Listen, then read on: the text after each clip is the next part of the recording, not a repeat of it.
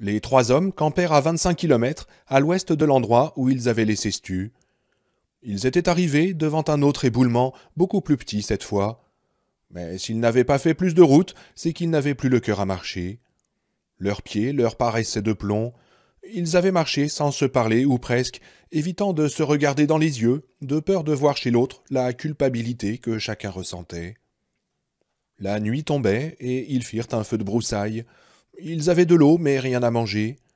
Glenn bourra sa pipe avec ce qui lui restait de tabac et se demanda tout à coup si Stu avait des cigarettes. Cette idée lui enleva toute envie de fumer, et il vida distraitement sa pipe en la tapotant sur une pierre, sans penser qu'il ne lui restait plus de tabac. Lorsqu'un hibou ulula quelque part dans le noir, il regarda autour de lui. « Où est Kojak ?»« Oh, c'est drôle, répondit Ralph. Il me semble qu'il y a plusieurs heures déjà que je ne l'ai pas vu. Glenn se leva d'un bond. « Kojak ? Où est Kojak ? Kojak ?» Sa voix lui revint, renvoyée par l'écho, mais aucun aboiement ne lui répondit. Il se rassit, en laissant échapper un soupir, accablé de tristesse. Kojak l'avait suivi presque d'un bout à l'autre du continent. Et maintenant il avait disparu. Sinistre présage. « Vous pensez qu'il a pu se faire attraper par une bête ?» demanda Ralph d'une voix très douce. « Il est peut-être resté avec Stu ?» dit tout bas Larry. Glenn leva les yeux, surpris. « Peut-être, finit-il par répondre. Peut-être bien. » Larry jonglait machinalement avec un caillou, main gauche, main droite, main droite, main gauche. Stu a dit que Dieu lui enverrait peut-être un corbeau pour le nourrir. Je ne sais pas s'il y a des corbeaux par ici, mais il a pu lui envoyer un chien. Le feu craqua, envoyant dans la nuit noire une colonne d'étincelles qui tourbillonnèrent quelques instants, puis moururent. Quand Stu vit cette silhouette noire descendre furtivement vers lui, il s'adossa contre un rocher, sa jambe cassée étendue devant lui, et il prit une grosse pierre dans sa main engourdie par le froid. Il était gelé jusqu'aux os. Larry avait raison. 2 ou 3 jours avec cette température, et son compte serait bon. Si ce n'est que cette ombre qui descendait paraissait décidée à lui régler son compte un peu plus tôt. Kojak était resté avec lui jusqu'au coucher du soleil, puis il était parti en remontant sans difficulté l'éboulement. Stu ne l'avait pas appelé. Le chien allait retrouver Glenn et ses amis. Peut-être avait-il son rôle à jouer, lui aussi. Mais en ce moment, il aurait bien voulu que Kojak reste un peu plus longtemps. Les comprimés, d'accord, mais il n'avait pas du tout envie que l'un des loups de l'homme noir vienne le mettre en pièces. Il serra la pierre un peu plus fort, et l'ombre s'arrêta à une vingtaine de mètres. Puis elle commença à descendre, toute noire, dans la nuit. « Allez, viens !» dit Stu d'une voix sifflante. L'ombre remua la queue et s'approcha. « Kojak ?» Eh oui, c'était lui. Et il avait quelque chose dans la gueule, quelque chose qu'il déposa au pied de Stu.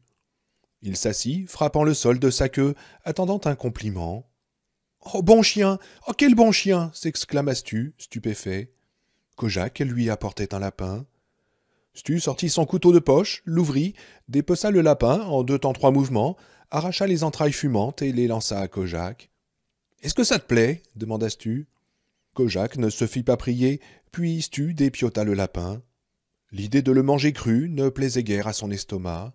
« Du bois ?» dit-il à Kojak, sans grand espoir. Il y avait pourtant du bois mort tout le long du lit de la rivière, déposé par la crue, mais rien à portée de la main de Stu. Kojak remuait la queue sans bouger. « Allez, va chercher, va !» Mais Kojak était déjà parti. Il courut en rond, fila du côté est du ravin et revint avec un gros morceau de bois mort dans la gueule. Il le laissa tomber à côté de Stu et se mit à aboyer en remuant frénétiquement la queue. « Oh, bon chien !» dit Stu. « Quel sacré clébard ! Allez, cherche, Kojak !» Bondissant de joie, Kojak repartit. 20 minutes plus tard, il avait ramené suffisamment de bois pour faire un grand feu. Stu cassa quelques branches afin de l'amorcer. Mais des allumettes? Oui, il en avait une pochette pleine et la moitié d'une autre. À la 2e allumette, le petit bois s'enflamma, et bientôt le feu grondait avec entrain, et Stu s'en approcha aussi près qu'il le put, assis dans son sac de couchage. Kojak s'était couché de l'autre côté, le museau posé entre les pattes. Quand il y eut suffisamment de braise, Stu embrocha le lapin et le mit à rôtir. L'odeur était si forte et si appétissante que son estomac commença à gronder. Kojak dressa les oreilles, fixant le lapin avec une extrême attention. Moitié-moitié. D'accord, mon vieux, dit Stu. Un quart d'heure plus tard, Stu retirait le lapin du feu et le détachait en 2 morceaux, sans trop se brûler les doigts. La viande était brûlée par endroits, moitié cuite à d'autres, mais on était loin du jambon en boîte du supermarché. Stu et Kojak avalèrent leur dîner, et au moment où ils terminaient, un hurlement descendit jusqu'à eux, les glaçant jusqu'à la moelle. « Oh non !» s'exclama Stu, la bouche pleine. Kojak était déjà debout, le poil hérissé, grondant sourdement. Les pattes raides, il fit le tour du feu et gronda encore. Le hurlement s'était tu. Stu s'allongea, une grosse pierre à côté d'une main, son couteau ouvert à côté de l'autre. Les étoiles paraissaient froides, hautaines, indifférentes. Il pensa à Fran et chassa aussitôt ses souvenirs. Il faisait trop mal, ventre plein ou pas. « Je ne vais pas dormir, pensa-t-il, pas avant longtemps. » Mais il dormit, avec l'aide d'un comprimé de Glen. Et lorsque les braises du feu commencèrent à noircir, Kojak s'approcha et se coucha à côté de lui pour le réchauffer. C'est ainsi que la première nuit qui suivit leur séparation, Stu mangea alors que les autres eurent faim, et qu'il dormit d'un sommeil paisible, tandis que le leur fut agité par des cauchemars et par le sentiment angoissant d'une catastrophe imminente. Le 24, Larry Underwood et ses 2 pèlerins firent une 50aine de kilomètres et s'arrêtèrent au nord-est de la butte San Rafael. Cette nuit-là, la température tomba au-dessous de 0 et ils firent un grand feu pour se tenir chaud. Kojak ne les avait toujours pas rejoints. « Qu'est-ce que tu crois que Stu est en train de faire » demanda Ralph à Larry. « Mourir » répondit-il sèchement.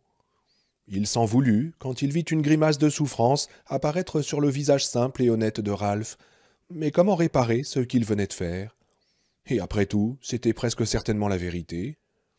Larry se recoucha avec l'étrange conviction que c'était pour demain, qu'ils étaient presque rendus. Cauchemar, cette nuit-là. Dans celui dont il se souvint le mieux au réveil, il faisait une tournée avec un groupe, The Shady Blues Connection. Il devait jouer au Madison Square Garden, tous les billets étaient vendus. Ils étaient arrivés sur scène dans un tonnerre d'applaudissements. Larry s'était approché de son micro, avait voulu le régler à sa hauteur, mais il refusait de bouger. Il s'était alors approché de celui du guitariste, bloqué lui aussi. Du bassiste, de l'organiste, même chose. Et la foule avait commencé à hurler, à siffler, à taper des pieds. Un par un, les membres du groupe s'étaient enfuis, souriant piteusement dans leurs chemises psychédéliques à haut col, comme celles que les Byrds portaient en 1966, quand Roger McGuinn planait encore à 15 km dans les airs, ou à 15 000. Et pourtant, Larry continuait à errer de micro en micro, essayant d'en trouver au moins un qu'il puisse régler. Mais ils faisaient tous au moins 3 mètres, et tous étaient bloqués, semblables à des cobras d'acier inoxydable. Quelqu'un dans la foule s'était mis à hurler. « Allez, joue !» « Mais non, je ne joue plus !» essayait-il de dire. « J'ai arrêté de jouer avec la fin du monde !» Mais il ne l'entendait pas, et du fond de la salle, le public commença à scander un refrain qui se répandit bientôt comme une traînée de poudre, de plus en plus fort. « Allez, joue ! Allez, joue !» Et il se réveilla, les cris de la foule résonnant encore dans ses oreilles. Il était en sueur. Oh non, il n'avait pas besoin de Glen pour lui dire ce que signifiait ce rêve. Le cauchemar du micro inaccessible est un rêve courant pour les musiciens de rock, aussi courant que celui où le chanteur se voit sur scène, incapable de se souvenir d'un seul mot. Larry se doutait bien que tous les artistes avaient eu un cauchemar semblable à celui-ci, avant un spectacle. La peur de ne pas être à la hauteur, une seule peur écrasante. Et si tu ne peux pas? Tu veux, mais tu ne peux pas. La terreur de ne pouvoir faire ce premier saut par lequel commence tout artiste, chanteur, écrivain, peintre ou musicien. Sois gentil avec les gens, Larry. Mais quelle était cette voix? Celle de sa mère? Tu es un profiteur, Larry. Non, maman, je ne suis pas un profiteur. J'ai fini ce petit numéro. J'ai arrêté avec la fin du monde, je te le jure. Il se recoucha et se rendormit. Sa dernière pensée fut que Stu avait eu raison. L'homme noir allait s'emparer d'eux. Demain, pensa-t-il, ce que nous cherchions, nous l'avons presque trouvé. Mais ils ne virent personne le 25. Toute la journée, ils marchèrent stoïquement sous le ciel bleu. Ils virent de nombreux oiseaux, de nombreuses bêtes, mais pas d'êtres humains. Étonnant de voir comme la faune se multiplie rapidement, dit Glenn. Je savais que ce ne serait pas long, et naturellement l'hiver va faire des victimes, mais le phénomène est quand même étonnant. Après tout, l'épidémie n'a commencé qu'il y a une centaine de jours. Oui, mais il n'y a plus de chiens ni de chevaux, répondit Ralph. Ça me paraît injuste. Ces salauds ont inventé un microbe qui tuait presque tout le monde, mais ça ne leur suffisait pas.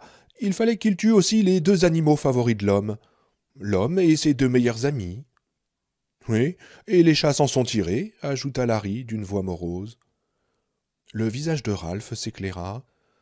Mais il y a quand même Kojak. Il y avait, précisa Glenn, ce qui mit un point final à la conversation.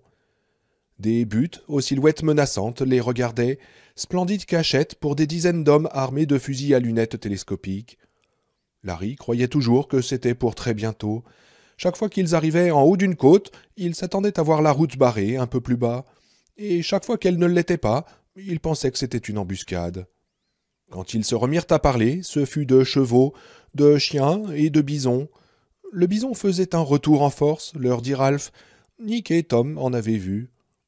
Le jour allait venir, ils le verraient même peut-être, où les prairies seraient de nouveau noires de bisons.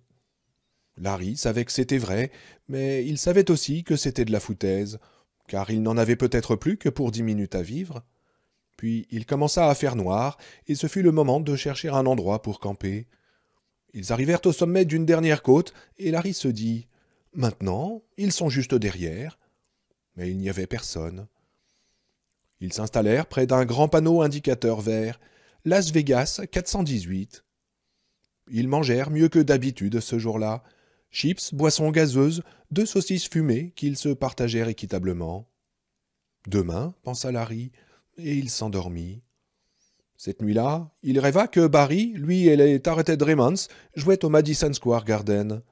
Une chance unique, ils jouaient en première partie avant un groupe très connu qui portait le nom d'une ville, Boston ou peut-être Chicago. Une fois de plus, tous les micros étaient perchés au moins à 3 mètres de haut, et il commença à errer de l'un à l'autre, tandis que le public frappait des mains en cadence et demandait qu'il joue. Il regarda les spectateurs assis à la première rangée, et ce fut comme s'il recevait un seau d'eau glacée en pleine figure. Charles Manson était là, le X de son front devenu maintenant une cicatrice blanche, Charles Manson qui battait des mains et qui criait. Et Richard Speck, qui regardait Larry avec des yeux moqueurs, une cigarette sans filtre entre les lèvres. Ils encadraient l'homme noir, et John Wayne était derrière eux, et Flagg menait la danse. Demain, pensa à nouveau Larry, en titubant d'un micro à l'autre, sous la lumière torride et irréelle des projecteurs de Madison Square Garden. On se verra demain. Mais ce ne fut pas le lendemain, ni le surlendemain. Dans la soirée du 27, ils s'arrêtèrent à Fremont Junction, où ils trouvèrent tout ce qu'il leur fallait pour manger. « Je m'attends à chaque instant à ce que ce soit fini, » dit Larry à Glenn ce soir-là. « Et avec chaque jour qui passe, c'est encore pire. »« Oui, j'ai la même impression, » répondit Glenn en hochant la tête. « Ce serait quand même drôle si ce n'était qu'un mirage, vous ne trouvez pas? Rien d'autre qu'un cauchemar dans notre conscience collective. » Larry le regarda avec étonnement, puis secoua lentement la tête. « Oh non, je ne crois pas que ce soit simplement un rêve. »« Non, moi non plus, jeune homme, » dit Glenn en souriant. « Moi non plus. » Et ce fut le lendemain qu'eut lieu le contact. Il était un peu plus de 10 heures du matin lorsqu'ils arrivèrent au sommet d'une colline. Au-dessous d'eux, à l'ouest, à une dizaine de kilomètres peut-être, 2 véhicules étaient arrêtés en travers de la route, exactement comme Larry avait imaginé la scène. « Un accident ?» demanda Glenn.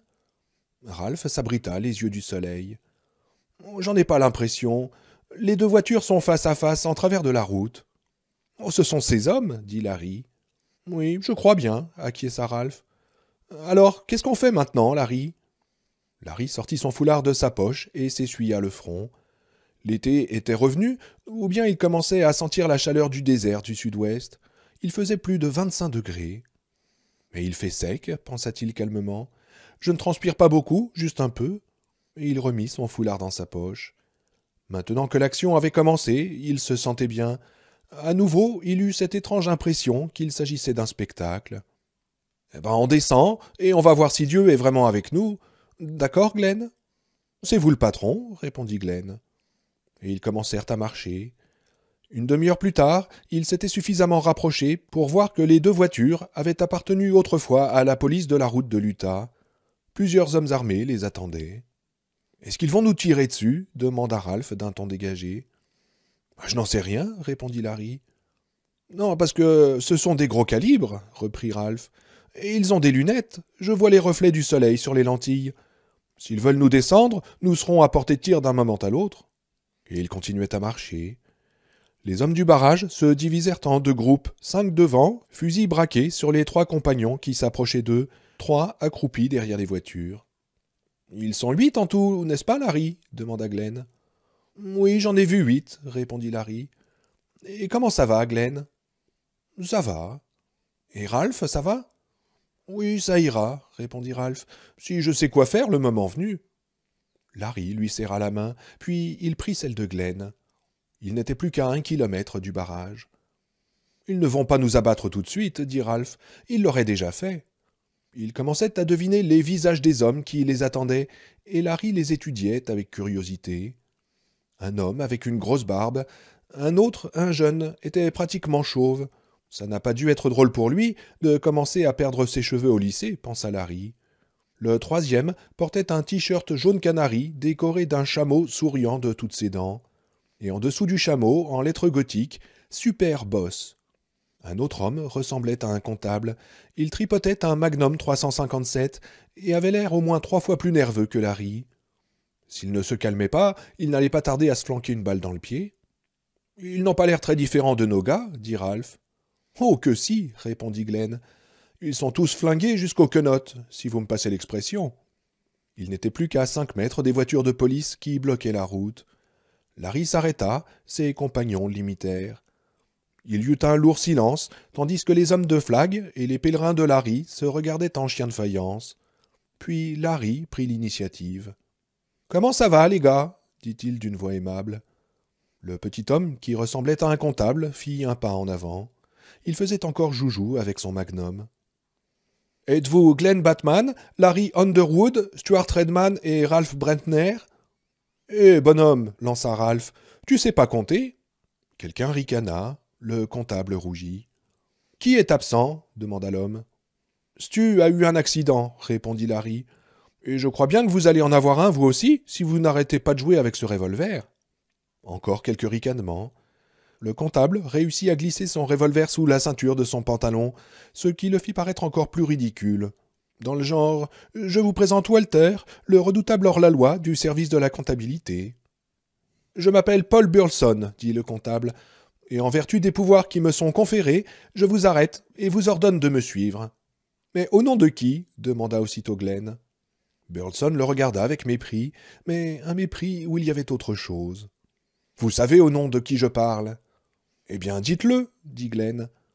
Mais Burleson ne répondit pas. « Vous avez peur ?» reprit Glenn en les regardant tous à tour de rôle. « Vous avez si peur de lui que vous n'osez pas prononcer son nom ? Bon, très bien, je vais vous le dire pour vous. Il s'appelle Randall Flagg, aussi connu sous le nom de l'Homme Noir, aussi connu sous le nom du Patron, et aussi connu comme le Promeneur. N'est-ce pas ainsi que vous l'appelez ?» Sa voix sonnait, haut et clair, remplie de fureur. Plusieurs hommes se regardèrent mal à l'aise, et Burleson recula d'un pas. « Appelez-le donc Belzébuth, car c'est également son nom, » continua Glenn. « Appelez-le Nyarlathotep, Ahaz ou Astaroth. Appelez-le le Reïla, Séti ou Anubis. Son nom est Légion, l'apostolat de l'enfer. Et vous et vos hommes êtes ses lèche-culs. » Sa voix baissa d'un cran, et il reprit le ton de la conversation.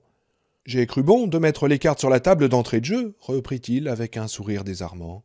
« Attrapez-les » ordonna Burleson. « Attrapez-les et abattez le premier qui bouge. » Pendant une étrange seconde, personne ne bougea.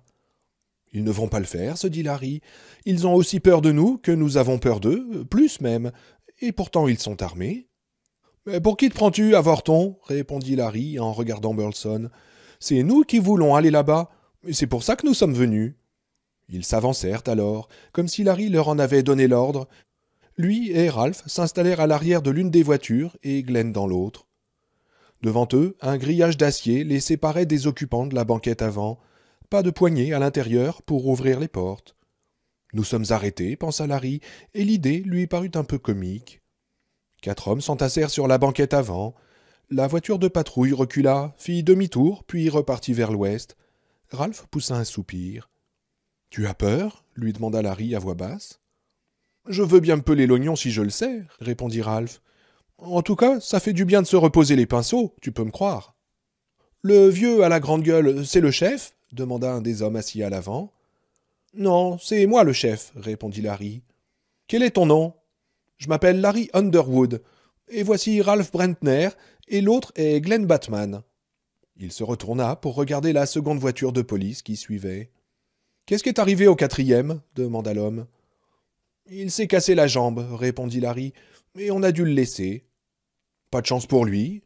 Moi, je m'appelle Barry Dorgan, service de sécurité de Las Vegas. » Larry sentit une absurde réponse, enchantée, monter à ses lèvres, et il ne put s'empêcher de sourire un peu. « Combien de temps jusqu'à Las Vegas » demanda Larry. « On ne peut pas rouler trop vite à cause des épaves, » répondit Barry. « On a commencé à dégager, mais ça prend du temps. Il va falloir compter 5 heures à peu près. »« C'est quand même quelque chose, » dit Ralph en secouant la tête. « Nous marchons depuis 3 semaines, et on va arriver là-bas en 5 heures seulement. » Dorgan se tortilla entre ses camarades pour se retourner complètement vers eux. « Mais je ne comprends pas pourquoi vous étiez à pied. D'ailleurs, je ne comprends pas non plus pourquoi vous êtes venus. Vous deviez bien savoir que ça allait se terminer comme ça. »« On nous a envoyés, » dit Larry. « Pour tuer Flagg, je suppose. »« Oh, ça ne risque pas, mon vieux, » dit Barry. « Toi et tes copains, vous allez filer tout droit à la prison. Et avec un traitement de faveur, en plus. Il s'intéresse beaucoup à vous, et il savait que vous veniez. À votre place, j'espérerais qu'il ne fera pas traîner les choses, mais ça me paraît pas très probable. Il n'est vraiment pas de bonne humeur ces temps-ci. »« Ah bon ? Et pourquoi ?» demanda Larry. Mais Dorgan crut sans doute qu'il en avait dit assez, et trop peut-être. Il se retourna sans répondre. Larry et Ralph regardèrent le désert défiler à côté d'eux. En 3 semaines à peine, la vitesse était redevenue une chose nouvelle pour eux. Il leur fallut en fait 6 heures pour arriver à Las Vegas, qui s'étendait au milieu du désert comme un improbable joyau. Beaucoup de gens dans les rues. La journée de travail était terminée, et ils profitaient de la fraîcheur du début de la soirée, assis sur les pelouses, les bancs des arrêts d'autobus, les escaliers des monts-de-piété et des chapelles, autrefois spécialisées dans les mariages minutes. Curieux, ils tournaient la tête pour regarder passer les voitures de police, puis reprenaient leur conversation. Larry regardait autour de lui. L'électricité fonctionnait, les rues étaient dégagées, plus une trace des dégâts laissés par les vandales. « Glenn avait raison, dit-il. Avec lui, les trains arrivent à l'heure. Mais je me demande si c'est la bonne manière. Vous avez tous l'air un peu nerveux, Dorgan. » Mais il ne répondit pas. Ils arrivaient à la prison, et les 2 voitures allèrent se ranger à l'arrière, dans une vaste cour bétonnée. Lorsque Larry sortit, grimaçant un peu lorsqu'il s'étira les muscles, il vit 2 paires de menottes dans les mains de Dorgan. « Oh, et quand même, c'est pas la peine. »« Je regrette, » dit Barry, « ce sont les ordres. »« Oh non, on m'a jamais mis les menottes de ma vie, » protesta Ralph. « On m'a ramassé plusieurs fois quand j'étais sous avant mon mariage, mais on m'a jamais passé les menottes. » L'accent de l'Oklahoma de Ralph était devenu nettement plus marqué. Larry comprit qu'il était fou de colère. « J'ai des ordres, » répondit Dorgan. « Ne me compliquez pas la vie. »« Oh, tes ordres, » dit Ralph. « Je sais qui te les donne, tes ordres. Il a assassiné mon copain Nick. Et qu'est-ce que tu fous avec cette ordure? T'as pourtant l'air d'un brave type quand t'es tout seul. » Ses yeux interrogeaient Dorgan avec tant de véhémence que l'autre secoua la tête et détourna les yeux. « C'est mon boulot, » répondit Barry. « Point final. Allez, tends les poignets, ou il va falloir que j'appelle quelqu'un. » Larry et Ralph tendirent les mains, et Dorgan leur passa les menottes. « Qu'est-ce que vous faisiez avant » demanda Larry, curieux. « J'étais dans la police de Santa Monica. Inspecteur, » répondit Barry. « Et vous êtes avec lui » reprit Larry. « C'est... désolé de dire ça, mais c'est vraiment plutôt rigolo. » 2 hommes arrivaient, en poussant Glenn sans ménagement. Dorgan leur lança un regard furieux. « Et qu'est-ce qui vous prend de le bousculer ? Eh ben, si t'avais écouté ce type déblatérer pendant 6 heures, t'aurais envie de lui donner une petite dérouillée, toi aussi, » répondit l'un des hommes. « Et je veux pas savoir s'il déblatère ou pas, » dit Barry. « Ne le touchez plus. »« Et alors, » reprit Dorgan en se tournant vers Larry, « pourquoi trouvez-vous ça drôle que je sois avec lui ? Il y avait 10 ans que j'étais flic quand l'étrangleuse a débarqué. Ça m'a fait comprendre ce qui arrive quand ce sont des types comme vous qui conduisent le bateau. Vous voyez ? Jeune homme, répliqua Glenn fort aimablement, votre expérience avec quelques bébés battus et quelques drogués ne vous autorise aucunement à vous jeter dans les bras d'un monstre. Emmenez-les, dit Dorgan d'une voix égale. Un par cellule, un par bloc. Voyez-vous, je ne pense pas que vous puissiez tenir longtemps le coup, jeune homme, reprit Glenn. Il me semble tout simplement que vous n'avez pas suffisamment l'étoffe d'un nazi. Cette fois, ce fut Dorgan qui bouscula Glenn. Larry fut séparé de ses deux compagnons, et on le conduisit le long d'un couloir vide décoré de divers écriteaux. Défense de cracher, douche et désinfection. Et cet autre encore. Vous n'êtes pas à l'hôtel. J'aimerais bien prendre une douche, dit Larry. Peut-être, répondit Dorgan. On verra. On verra quoi demanda Larry. Si vous êtes coopératif, répondit Barry. Il ouvrit une cellule au bout du corridor. Larry y entra. Et les bracelets demanda Larry en tendant les mains. Oh, d'accord, dit Barry, et il lui enleva. C'est mieux comme ça? Oh oui, et pas qu'un peu, répondit Larry. Et vous voulez toujours prendre une douche demanda Barry. Oh oui, et comment? Mais surtout, Larry ne voulait pas rester seul à écouter le bruit de ses pas qui s'éloignaient dans le couloir. Si on le laissait seul, la peur ne tarderait pas à revenir. Dorgan sortit un petit carnet. « Vous êtes combien dans la zone ?»« 6000, dit Larry. « Nous jouons tous aux boules le jeudi soir, et le gagnant a droit à une grosse dinde de 10 kilos. »« Alors, vous la voulez, cette douche, ou pas ?» demanda Barry. « Oui, répondit Larry, mais il n'espérait plus pouvoir la prendre. « Alors, vous êtes combien là-bas ?»« 25 000, dit Larry. « Mais 4 000 ont moins de 12 ans et peuvent entrer gratis au drive-in. Financièrement, c'est une excellente affaire. » Dorgan referma son carnet et, avec un geste de colère, regarda Larry dans les yeux. « Je ne peux pas, lui dit Larry. « Mettez-vous à ma place. »« Non, je ne peux pas me mettre à votre place, répondit Barry, parce que je ne suis pas vous. Qu'est-ce que vous êtes venu fabriquer ici? Qu'est-ce que vous comptez faire? Il va vous écraser comme de la crotte de chien, demain ou après-demain. Et s'il veut vous faire parler, il va y réussir, croyez-moi. S'il veut que vous dansiez la gigue en vous branlant devant tout le monde, vous allez le faire. Vous devez être complètement fou. »« C'est la vieille dame qui nous a dit de venir, dit Larry. Mère Abigail. Vous avez sans doute rêvé d'elle ?» Dorgan secoua la tête, mais tout à coup, ses yeux ne voulurent plus regarder ceux de Larry. « Je ne sais pas de qui vous parlez, dit-il. »« Bon, on en reste là, alors, dit Larry. »« Vous êtes sûr que vous ne voulez rien me dire demanda Barry. « Vous ne voudriez pas prendre une bonne douche ?»« Mon tarif est quand même plus élevé, répondit Larry en riant. « Vous n'avez qu'à envoyer des espions chez nous. Si vous en trouvez un qui ne se transforme pas en belette à la seconde où on prononce le nom de Mère Abigail devant lui. »« Bien, comme vous voudrez, dit Barry. » Il s'éloigna dans le couloir que des ampoules protégées par un grillage éclairaient. Arrivé au fond, il franchit une grille d'acier qui se referma derrière lui en claquant. Larry regarda autour de lui. Comme Ralph, il avait fait un ou deux séjours au violon du temps de sa folle jeunesse. Ivresse sur la voie publique une fois, possession de quelques grammes de marijuana une autre. « On ne peut pas dire que ce soit le Ritz, murmura-t-il. Le matelas avait l'air vraiment moisi, et Larry se demanda, avec une certaine morbidité, si quelqu'un n'était pas mort dessus en juin dernier, ou peut-être au début juillet. Les WC fonctionnaient, mais la cuvette se remplit d'eau rougeâtre la première fois qu'il actionna la chasse, signe certain qu'on ne les avait pas utilisés depuis longtemps. Quelqu'un avait laissé un livre de poche, un roman de cow-boy. Larry le prit, mais le referma presque aussitôt. Il s'assit sur son lit et se mit à écouter le silence. Il avait toujours eu horreur de rester seul, même si d'une certaine manière il l'avait toujours été jusqu'à son arrivée dans la zone libre. Et maintenant, ce n'était pas aussi terrible qu'il l'avait craint. Pas de quoi pavoiser, mais c'était supportable. « Il va vous écraser comme de la crotte de chien, demain ou après-demain, » avait dit l'homme. Oui, bien sûr, sauf que Larry ne le croyait pas. Non, ce n'était pas ainsi que les choses allaient se passer. « Je ne crains aucun mal, » dit-il dans le silence de mort de la cellule. Et il aima le son que faisait sa voix, tellement qu'il répéta la phrase. Il s'allongea, et l'idée lui traversa l'esprit qu'il était finalement presque revenu à son point de départ sur la côte ouest. Mais le voyage avait été plus long et plus étrange qu'il ne l'aurait jamais imaginé, et il n'était d'ailleurs pas encore tout à fait terminé. Je ne crains aucun mal. Il s'endormit, le visage apaisé, et aucun cauchemar ne vint troubler son sommeil. À 10 heures, le lendemain, Randall Flagg et Lloyd Enright vinrent voir Glenn Batman. Il était assis en tailleur sur le sol de sa cellule. Il avait trouvé un morceau de fusain sous son lit et venait d'écrire cette légende sur le mur, au milieu d'un mezzotinto d'organes génitaux masculins et féminins, de noms, de numéros de téléphone et de petits poèmes obscènes. Je ne suis pas le potier, ni le tour du potier, mais l'argile du potier.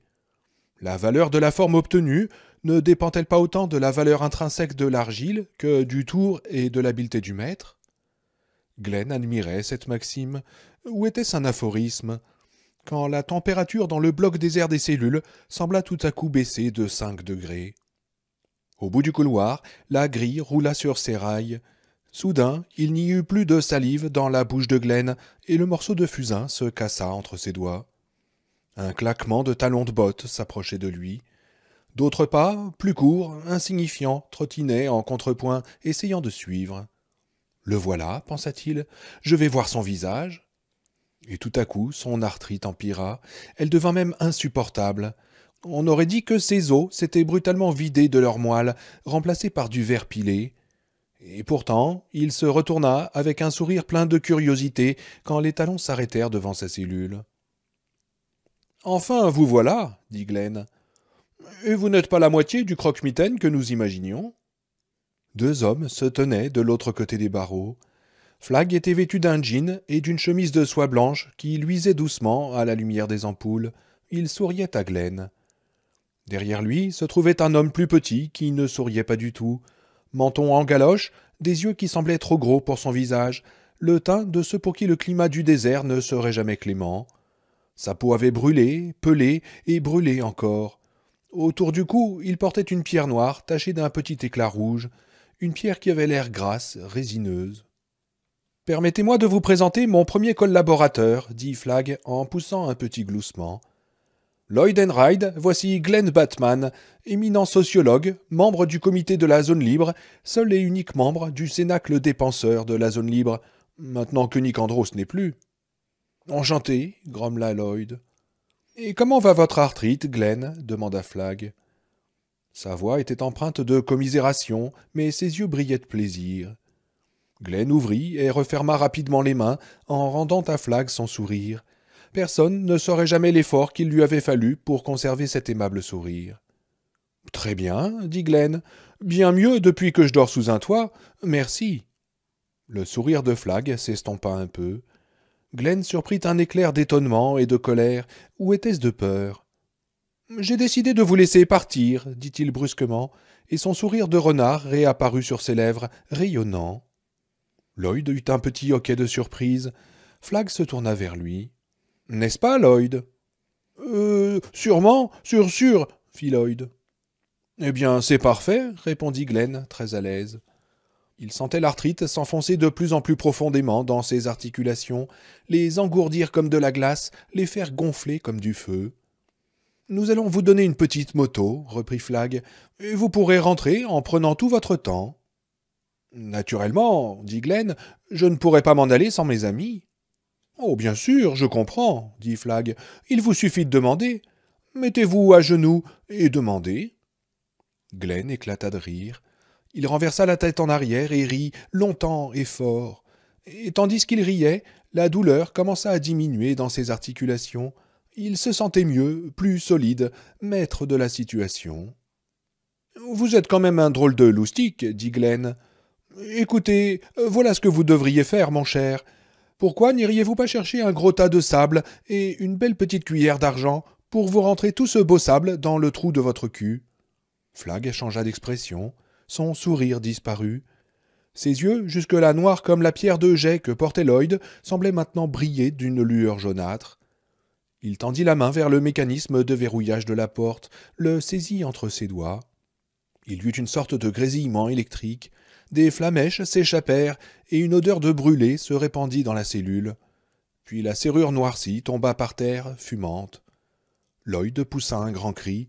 L'homme noir saisit les barreaux et ouvrit d'un coup la grille. « Cessez de rire !» cria Flagg. Mais Glenn riait encore plus fort. « Cessez de rire de moi !» répéta-t-il. « Mais vous n'êtes rien, répondit Glenn en s'essuyant les yeux, toujours secoué par son rire. « Pardonnez-moi, mais nous avions tous tellement peur. Nous faisions de vous une telle histoire.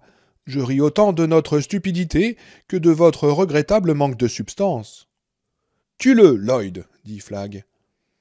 Le visage de Flagg était parcouru d'horribles mouvements convulsifs.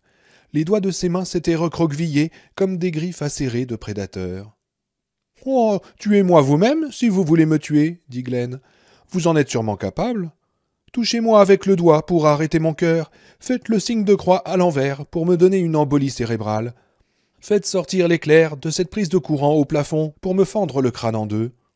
Oh mon Dieu, comme c'est drôle !» Et Glenn s'effondra sur son lit, se roula dans tous les sens, terrassé par un rire exquis.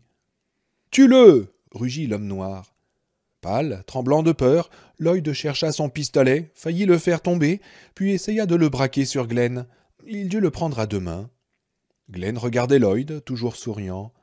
Il aurait pu se trouver dans un cocktail de professeur à Woodsville, dans le New Hampshire, reprenant son sang-froid après une bonne plaisanterie, presque prêt à redonner à la conversation un tour un peu plus sérieux. « Si vous devez tuer quelqu'un, monsieur Enride, tuez-le donc. »« Tue-le maintenant, Lloyd !» ordonna Flagg. Lloyd appuya sur la détente en fermant les yeux. Le coup partit en faisant un bruit effrayant dans la petite cellule, puis l'écho le multiplia longtemps encore, mais la balle ne fit qu'érafler le béton à 5 centimètres de l'épaule droite de Glenn, puis ricocha, frappa autre chose et repartit en sifflant. « Tu ne fais donc jamais rien de bon !» rugit Flagg. « Tue-le, espèce de débile! Allez, tue-le! Il est juste devant toi !»« J'essaye !» dit Lloyd.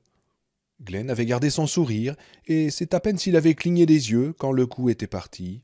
« Je répète, » dit Glenn, « si vous devez tuer quelqu'un, tuez-le lui. Ce n'est pas un être humain, vous savez. Je l'ai décrit un jour à un ami comme le dernier magicien de la pensée rationnelle, et c'était plus vrai que je ne le pensais. Et il perd sa magie, elle s'enfuit, et il le sait. Et vous aussi, vous le savez. Tuez-le maintenant, et épargnez à nous tous Dieu sait combien de sang et de morts. » Le visage de Flagg était devenu parfaitement immobile. « De toute façon, tue l'un de nous deux, Lloyd, » dit Flagg. « Je t'ai sorti de prison quand tu mourais de faim. C'est de ces types-là dont tu voulais te venger. Est-ce que tu as oublié? De ces types de rien du tout, qui parlent comme des papes. »« Monsieur, je ne peux pas vous croire, » finit par dire Lloyd. « Randy Flagg a raison. »« Mais il ment, » dit Glenn. « Vous savez qu'il ment. »« Il m'a dit plus de vérité que personne n'a essayé de le faire dans toute ma putain de vie, » dit Lloyd. Et il tira 3 fois. Glenn recula, se tordit sur lui-même et se retourna comme une poupée de chiffon. Du sang vola en l'air. Glenn heurta le lit, rebondit et roula par terre. Il réussit à se redresser sur un coude. « Tant pis, monsieur Enride, et dommage. Ce n'est pas votre faute si vous ne comprenez rien. »« Ah ta gueule, ferme-la, vieux con !» dit Lloyd. Et il tira encore, et le visage de Glenn Batman disparut. Il tira encore, et le corps du professeur tressauta avant de retomber inerte. Et Lloyd tira encore. Il pleurait, les larmes roulaient sur ses joues brûlées par le soleil. Il se souvenait du lapin qu'il avait laissé se dévorer les pattes. Il se souvenait de Poke, des gens dans la Continentale Blanche, de Georges le Magnifique. Il se souvenait de la prison de Phoenix, du rat, de la toile de son matelas qu'il n'avait pu manger. Il se souvenait de Trask, de la jambe qui s'était mise à ressembler à une cuisse de poulet bien dodue. Il appuya une dernière fois sur la détente, mais l'arme ne fit qu'un petit clic stérile. « Très bien, » dit Flagg d'une voix douce. « Très bien, bon travail. Excellent travail, Lloyd. » Lloyd laissa tomber son revolver par terre et se recula. « Ne me touchez pas, » dit Lloyd. « Ce n'est pas pour vous que je l'ai fait. »« Mais si, » répondit affectueusement Flagg. « Tu ne le sais peut-être pas, mais c'est pour moi que tu l'as fait. » Il tendit la main et joua avec la pierre de jet qui pendait au cou de Lloyd. Il referma sa main sur la pierre, et lorsqu'il la rouvrit, la pierre n'était plus là. Une petite clé d'argent avait pris sa place. « Je te l'avais promise, je crois, » dit l'homme noir. « Dans une autre prison, Et cet homme avait tort. Je tiens mes promesses, n'est-ce pas, Lloyd? Oui, dit Lloyd. Les autres partent ou s'apprêtent à le faire, reprit Flagg. Je sais qui ils sont, et je sais leurs noms. Whitney, Ken, Jenny. Oh oui, je sais tous leurs noms. Mais alors, pourquoi ne... commença Lloyd. Pourquoi je ne fais rien? Le coupa Flagg. Je n'en sais rien. Il est peut-être préférable de les laisser partir. Mais pas toi, Lloyd. Tu es mon bon et fidèle serviteur, n'est-ce pas? Oui, murmura Lloyd, vaincu. Oui, je crois. Sans moi, tu aurais eu du mal à être ne serait-ce qu'une petite merde, même si tu n'étais pas mort dans cette prison. N'est-ce pas vrai? Oui. Et le jeune Loader le savait bien. Il savait que je pouvais faire quelqu'un de lui. C'est pour cela qu'il venait à moi. Mais il était rempli de pensées. Et soudain, Flagg parut perplexe et vieux. Il agita la main avec impatience, et le sourire fleurit à nouveau sur ses lèvres. Oh oui, Lloyd, peut-être que ça va mal, c'est vrai. Peut-être, pour une raison que moi, je n'arrive pas à comprendre. Mais le vieux magicien a encore quelques tours dans son sac. Un ou deux. Et écoute-moi maintenant. Il ne faut plus perdre de temps si nous voulons enrayer cette crise de confiance. Si nous voulons l'étouffer dans l'œuf, pour ainsi dire. Il faudra en finir demain avec Underwood et Bretner. Maintenant, écoute-moi bien. Lloyd se coucha, passé minuit, et ne s'endormit qu'aux petites heures du matin. Il avait parlé à l'homme rat, à Paul Burleson et à Barry Dorgan, qui avaient reconnu que les désirs de l'homme noir étaient fort probablement en désordre, et il fallait tout préparer avant l'aube. Les travaux avaient donc commencé sur la pelouse du MGM Grand Hôtel vers 10 heures du soir, le 29. 10 hommes équipés de soudeuses à l'arc, de marteaux, de boulons et d'une bonne provision de longs tuyaux d'acier. Installés sur 2 camions, ils assemblaient les tuyaux devant la fontaine. Les arcs des soudeuses attirèrent bientôt une petite foule. « Regarde, Mamanji !» cria Dini. « Un feu d'artifice !»« Oui, » répondit Angelina, « mais c'est maintenant l'heure d'aller faire dodo pour les gentils petits garçons. » Elle emmena l'enfant, avec une peur secrète au fond de son cœur, sentant que quelque chose de mauvais, quelque chose d'aussi horrible peut-être que la super-grippe se préparait. « Oh, je veux voir les étincelles !» pleurnichait Dini, mais elle l'emmena d'une main ferme. Julie Lahorie s'approcha de l'homme rat, le seul type à Las Vegas qu'elle trouvait trop dégoûtant pour coucher avec lui, sauf peut-être en cas d'extrême urgence. Sa peau noire luisait à la lueur bleuâtre des arcs électriques. L'homme était fagoté comme un pirate éthiopien, pantalon de soie bouffant, large ceinture rouge, collier de pièces d'argent autour de son cou décharné. « Qu'est-ce qui se passe, raton ?» lui demanda-t-elle.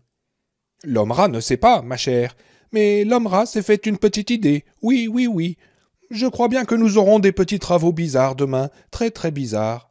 À propos, tu n'aimerais pas tirer un petit coup rapide avec raton, ma chérie ?»« Peut-être, » répondit Julie, « mais seulement si tu me dis ce qu'on est en train de préparer. »« Demain, tout Las Vegas le saura. Je te le jure, sur ton charmant et délicat petit cul en sucre. Viens avec l'homme rat, il va te faire voir les 9000 noms du Seigneur. » Mais Julie, au grand déplaisir de l'homme rat, s'était éclipsée. Quand Lloyd alla finalement se coucher, le travail était terminé et la foule s'était dispersée.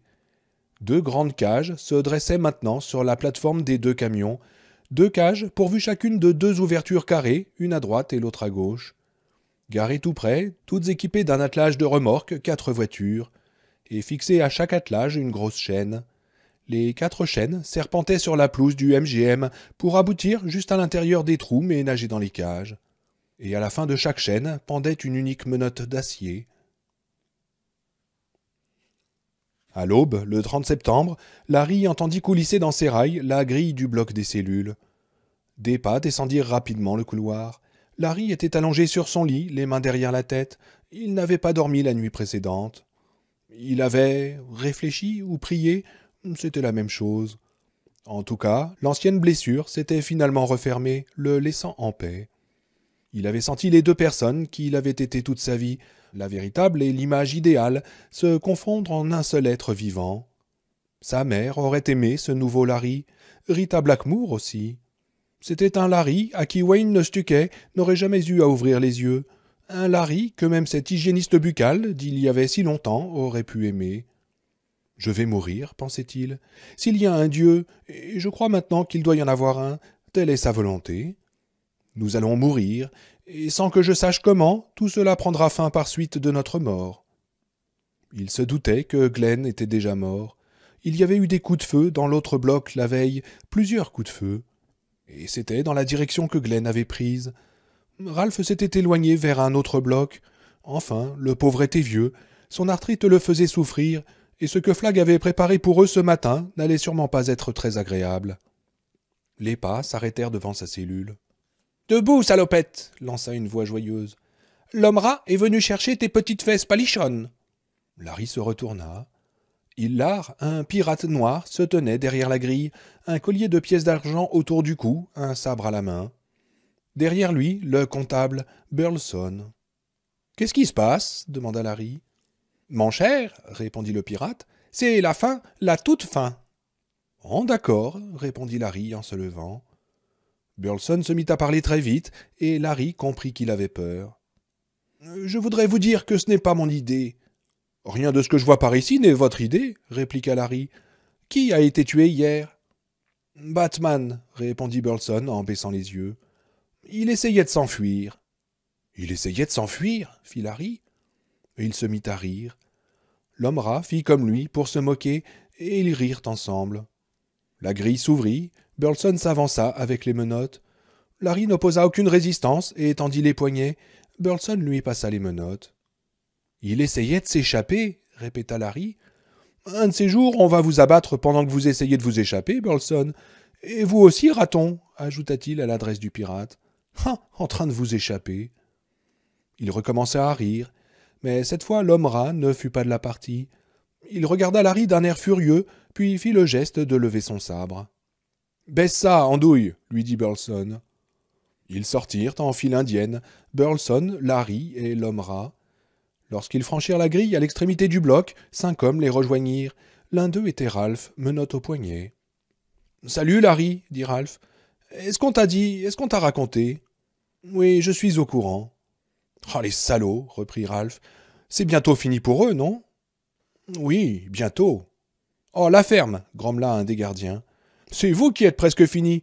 Attendez un peu, et vous allez voir ce qui vous attend.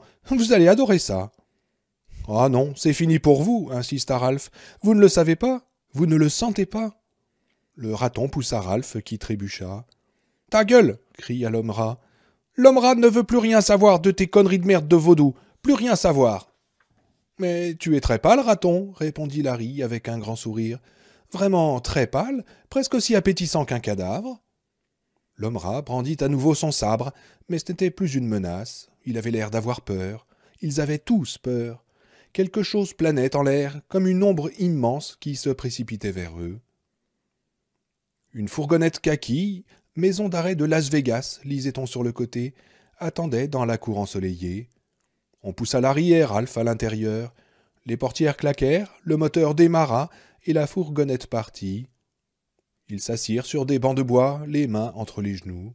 « J'en ai entendu un qui disait que tout le monde allait être là, » dit Ralph à voix basse. « Est-ce que tu crois qu'ils vont nous crucifier ?»« Oh oui, ou quelque chose du genre, » répondit Larry. Il se tourna vers son compagnon. Son chapeau, maculé de sueur, était enfoncé sur sa tête. La plume était toute sale, mais elle se dressait encore avec arrogance. « As-tu peur, Ralph ?»« Oh, tu parles, oui, » répondit-il. « Et tu sais, je ne supporte pas du tout la douleur physique, même pas une piqûre chez le médecin. Je trouvais toujours une excuse pour ne pas y aller. Et toi ? Oui, j'ai une trouille de tous les diables, moi aussi. Est-ce que tu peux venir par ici pour t'asseoir à côté de moi ?» Ralph se leva et se rapprocha de Larry en faisant tinter les chaînes de ses menottes. Ils restèrent quelque temps sans parler, puis Ralph rompit le silence. « On a fait un drôle de bout de chemin, » dit-il d'une voix douce. « Ouais, c'est vrai, » dit Larry. « Mais j'aurais bien voulu savoir pourquoi, » reprit Ralph. « Tout ce que je vois, c'est qu'il va faire un sacré spectacle avec nous, pour que tout le monde sache qu'il est le grand Manitou. Et est-ce pour ça qu'on a fait tout ce chemin ?»« Je ne sais pas, » dit Larry. La fourgonnette poursuivait sa route. Ils étaient assis sur leur banc, silencieux, se tenant les mains. Larry avait peur, mais au-delà de cette peur subsistait intact un profond sentiment de paix. Tout ira bien. « Je ne crains aucun mal, » murmura-t-il. Et pourtant, il avait peur. Il ferma les yeux, pensa à Lucie, il pensa à sa mère. Des idées sans suite dans sa tête.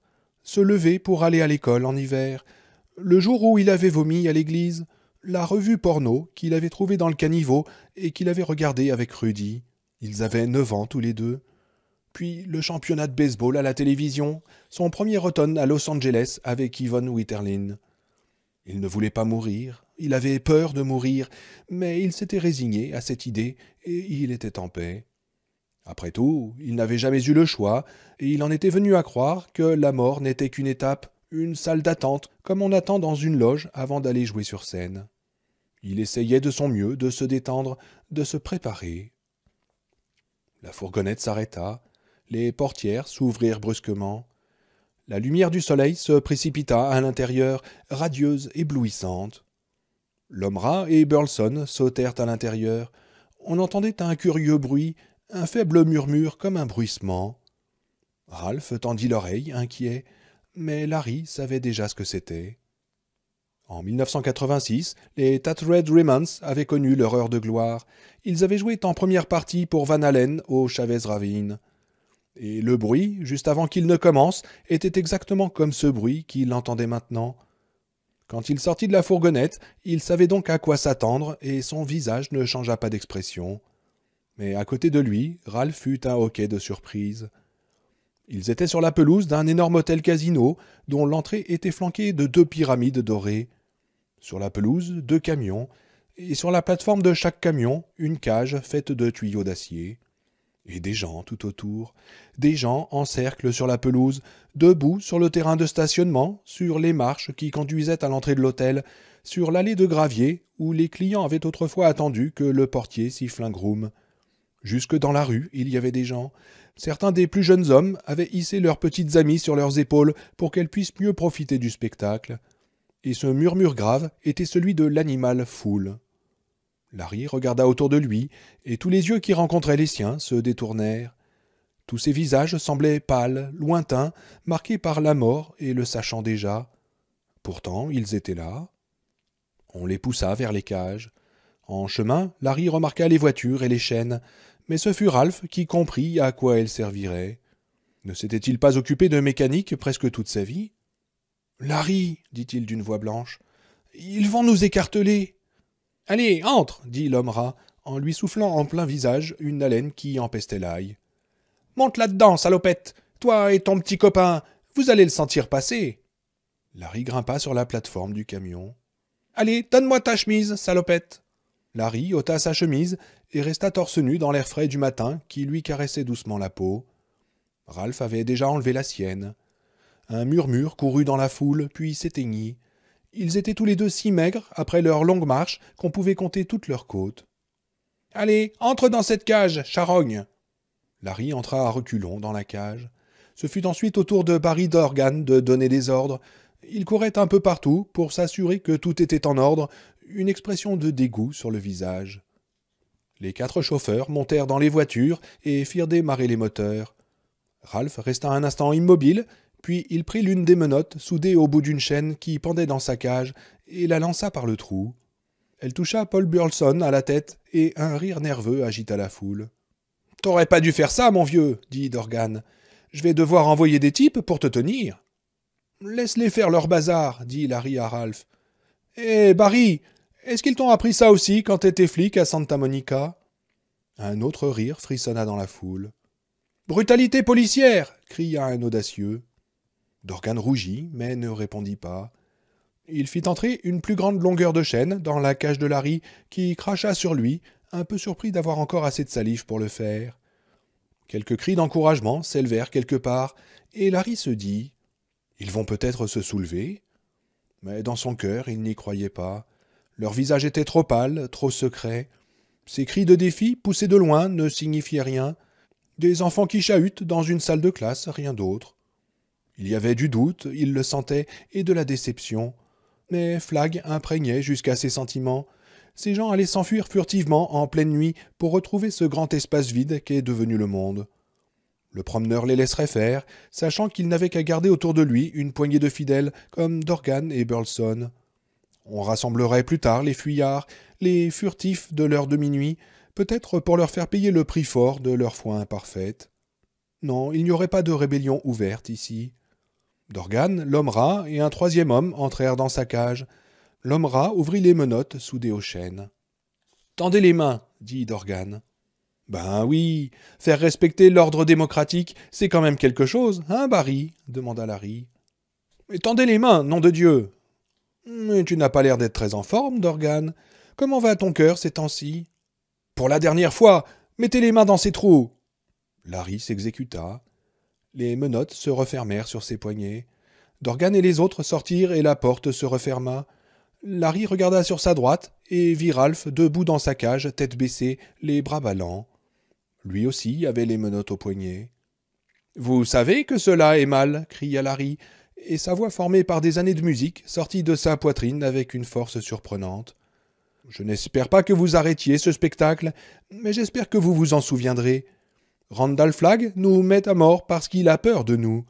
Il a peur de nous et de nos amis de l'Est. » Un murmure commença à monter dans la foule.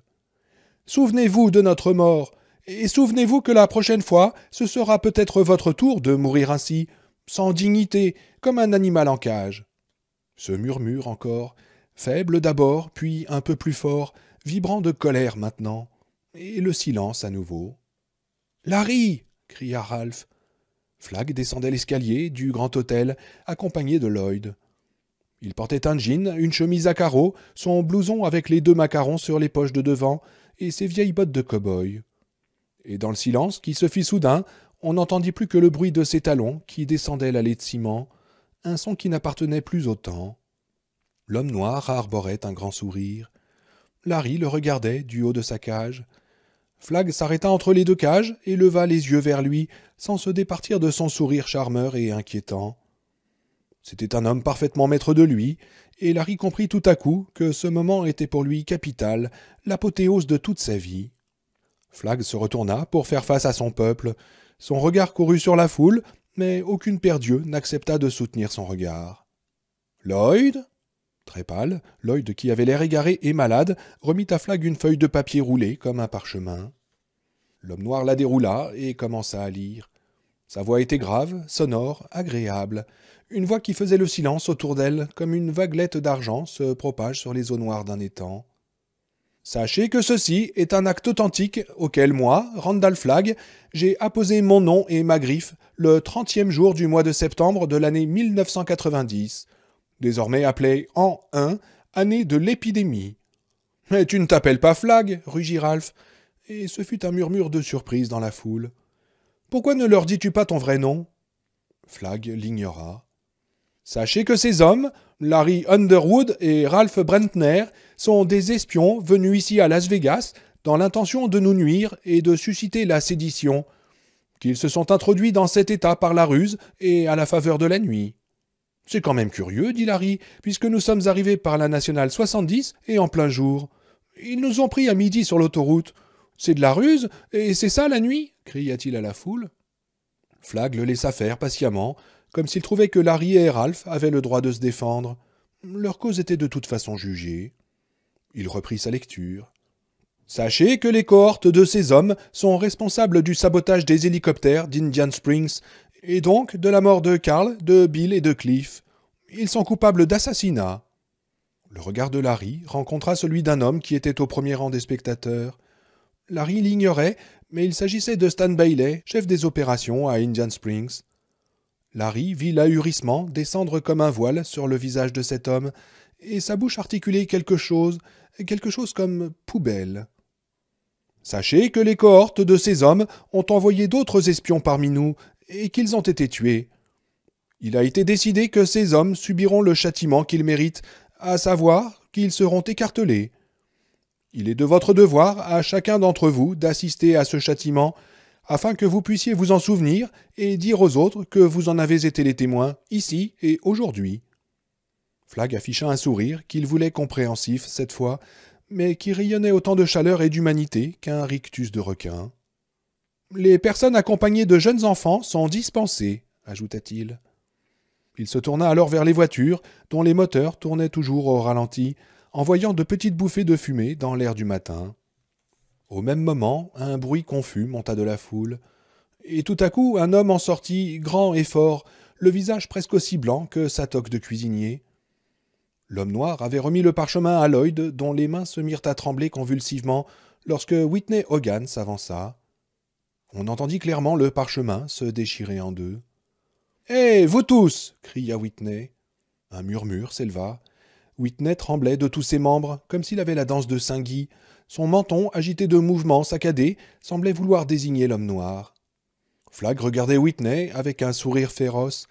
Lloyd s'avança vers le cuisinier, mais Flagg lui fit signe de s'arrêter. « C'est pas juste !» hurlait Whitney. « Et vous savez que c'est pas juste !» Un silence de mort s'était emparé de la foule. La pomme d'Adam de Whitney montait et descendait comme un petit singe de bois sur son bâton. « C'est nous qu'on était l'Amérique !» hurla enfin Whitney. « Et c'est pas comme ça qu'on fait en Amérique. J'étais un pas grand-chose, je peux bien le dire, juste un cuistot. Mais je sais que c'est pas comme ça qu'on fait en Amérique. On reste pas là à écouter un assassin complètement dingo dans ses bottes de cow-boy. » Un murmure horrifié monta de la foule. Larry et Ralph échangèrent un regard perplexe. « Oui, c'est ça qu'il est, » reprit Whitney, et la sueur coulait sur son visage comme des larmes. « Vous voulez regarder ces deux gars se faire déchirer devant vous? Vous croyez que c'est une façon de commencer une nouvelle vie? Vous croyez qu'une chose comme ça est juste? Moi je vous dis que vous allez en rêver tout le reste de votre vie. » Murmure approbateur dans la foule. « Non, il faut arrêter, » continua Whitney. « Vous êtes d'accord? Il faut prendre le temps de penser à... » « Whitney !» Cette voix, douce comme de la soie, à peine plus forte qu'un murmure, mais suffisante pour faire taire la voix hésitante du cuisinier, qui se tourna vers Flagg, remuant les lèvres sans qu'aucun bruit n'en sorte, les yeux fixes comme ceux d'un maquereau. Cette fois, la sueur coulait en torrent sur sa figure. « Whitney, tu aurais dû te tenir tranquille !» La voix était douce, mais elle portait facilement le message à toutes les oreilles. « Je t'aurais laissé partir. Pourquoi aurais-je voulu te garder ?» Les lèvres de Whitney remuèrent, mais aucun son ne voulait plus en sortir. « Viens ici, Whitney. »« Non !» murmura Whitney. Mais personne n'entendit son refus, sauf Lloyd, Ralph, Larry et peut-être Barry Dorgan. Les pieds de Whitney bougèrent, comme s'ils n'avaient pas entendu sa bouche. Ses mocassins à semelles de crêpe écrasèrent le gazon, et il s'avança vers l'homme noir comme un fantôme. La foule n'était plus qu'une immense bouche béante, qu'un immense œil écarquillé. « Je connais tes projets, » dit l'homme noir. « Je savais ce que tu voulais faire avant que tu en sois conscient. Et je t'aurais laissé t'en aller en rampant jusqu'à ce que je sois prêt à te reprendre.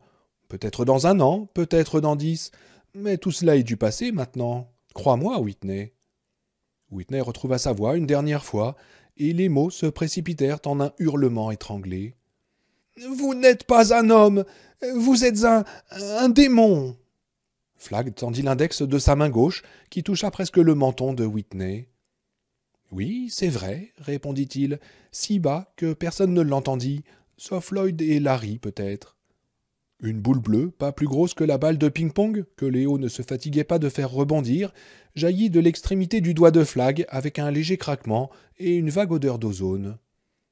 Un vent de soupirs passa dans la foule comme un vent d'automne. Whitney hurla, mais il ne bougea pas d'un pouce. La boule de feu toucha son menton, et une odeur écœurante de chair brûlée monta en l'air. Puis la boule effleura sa bouche, soudant ses 2 lèvres l'une à l'autre, emprisonnant leurs cris derrière les yeux exorbités de Whitney. Elle traversa une joue, y creusant une longue tranchée carbonisée qui se cautérisa instantanément. Elle lui ferma les yeux. Elle s'arrêta au-dessus du front, et Larry entendit Ralph parler, répéter sans cesse la même chose, et Larry ajouta sa voix à celle de son compagnon, faisant de ces mots leur litanie.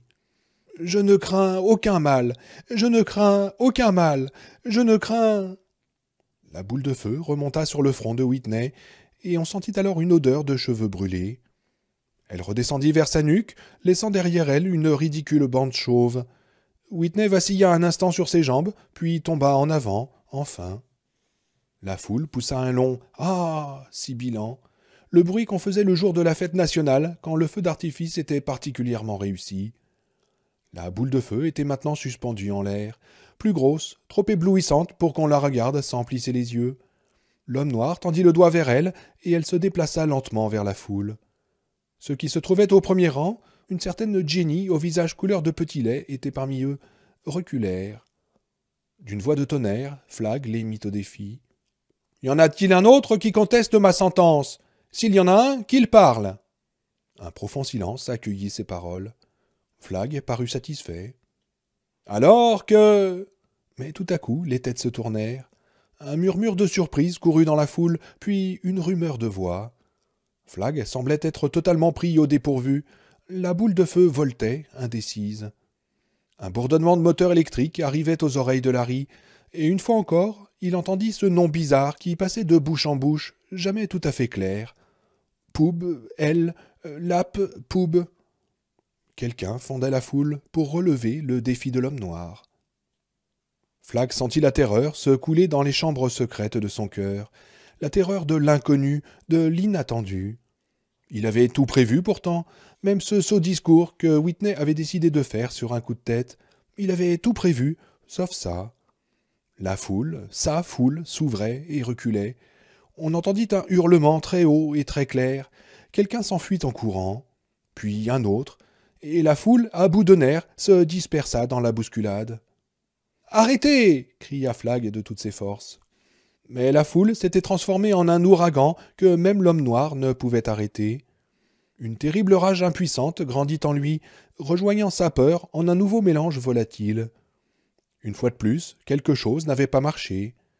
À la dernière minute, quelque chose n'avait pas marché, comme avec le vieux juge, comme avec la femme qui s'était ouvert la gorge sur les éclats de vitre, comme avec Nadine.